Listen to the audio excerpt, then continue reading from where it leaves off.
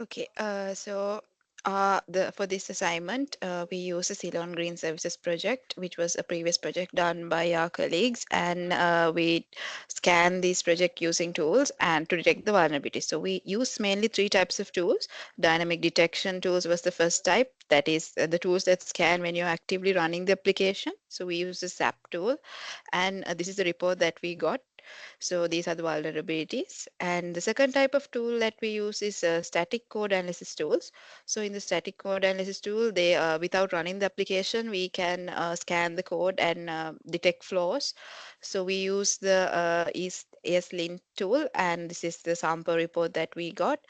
And the third type of tool that we use was dependency vulnerability scanners. So these tools are used to scan the vulnerabilities in the dependencies and the transitive dependencies.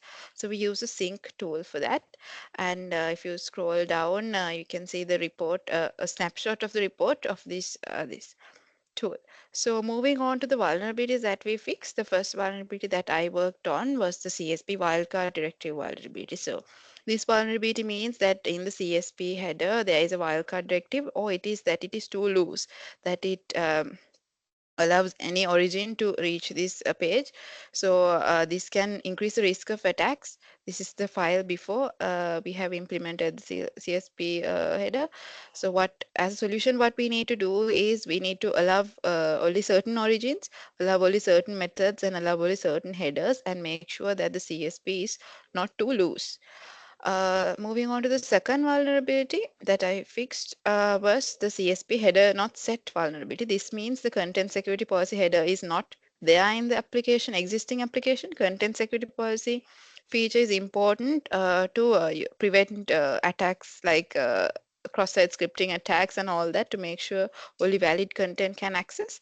So how we solved it is by implementing first identifying what are the valid sources for each, so image sources, font sources, and all that, and then we explicitly allowed only the valid sources through the content security policy header.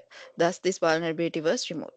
So moving on to the third vulnerability that I worked on is the NoSQL injection vulnerability. So this vulnerability means injection attacks means if user input is not sanitized properly, the user can input any complex thing, and this can get executed as a query. Might lead to permission issues, access to sensitive data, and all that. So we should always make sure that the input is sanitized. So this is the code before. Here the requests are not sanitized, and the requests are straight away fed into the queries.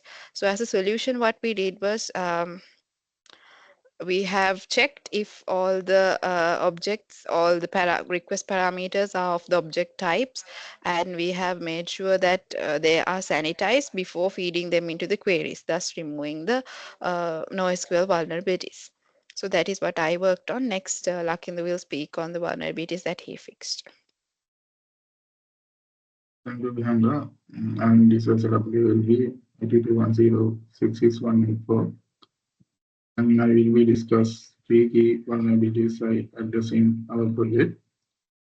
First one is server leak information via exploit by TTP response header.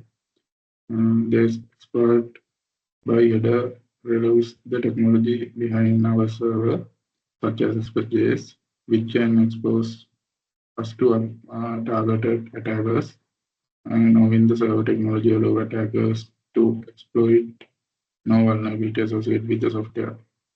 To fix this, we identify the presence of the exploit by header in TTP response. We use Helmut, the middleware for experts to automatically remove this header, enhancing our application security.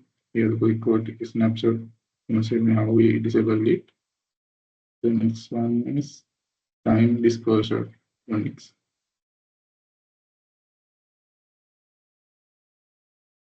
Next, we targeted the Unix timestamp disclosure, which occur when our application export timestamp.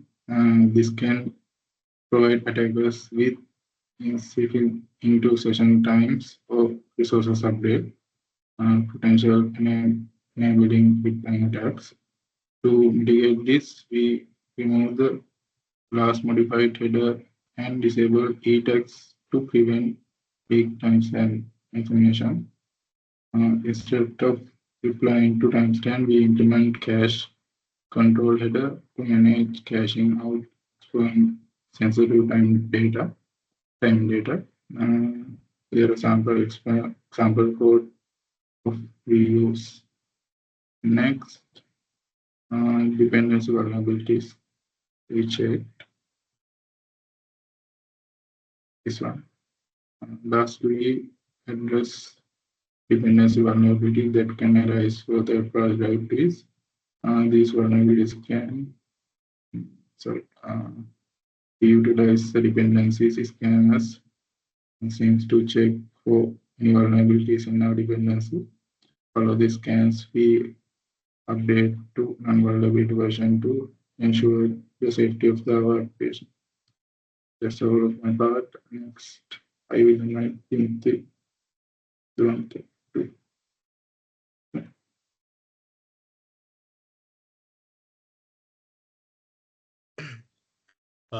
Here I go with the three vulnerability fixes. First one, the missing anti-clickjacking header. Here, this means this vulnerabilities arise from the insufficient protection against clickjacking attacks within the web application. This code snippet shows before fixing the vulnerability. Here, this code snip shows how do I fix that vulnerability using the middleware to set X-frame option header to deny the missing anti clickjacking header. The next vulnerability is cross-domain misconfiguration. Here this vulnerability occurs when the web application improperly allowed resources like APIs, scripts, and the data to access the external websites. This These code snippets shows before the uh, vulnerabilities fixes. Then here I use this code snippets shows how do I fix that vulnerability using the X content type options and uh, allows on the valid origins. The next one is uh, sensitive data exposed vulnerability. Here, the hard-coded credentials are the risk to the application. Uh, in this project, the email account username and the password are exposed to the outer. This code snippet shows uh, before fixing the vulnerability. Here, the username and the password are exposed to the outer world. Then to fix this vulnerability, here I send them to the .env file and access this variables as a global variable. Uh, Next, my vulnerability fixes are over. Next, I invite Sankalpa to continue the rest of. Okay, thank you, Vimukti. Let's go to the number 9.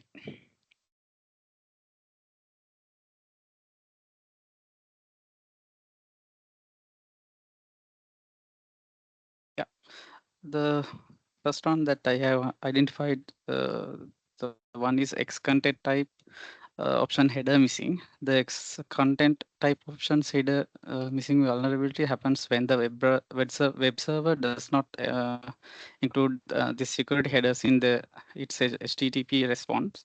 Uh, uh, this is the screenshot that before modified this code.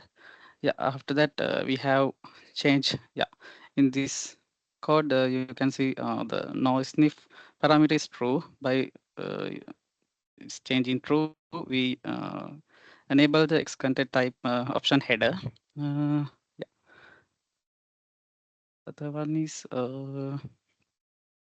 yeah, next one is insufficient login and monitoring. Insufficient login and monitoring are a security issue that occurs when an application or system does not properly record events or track activities, making it difficult to detect malicious behavior. Yeah, in this code, they never use logs or other thing in the code.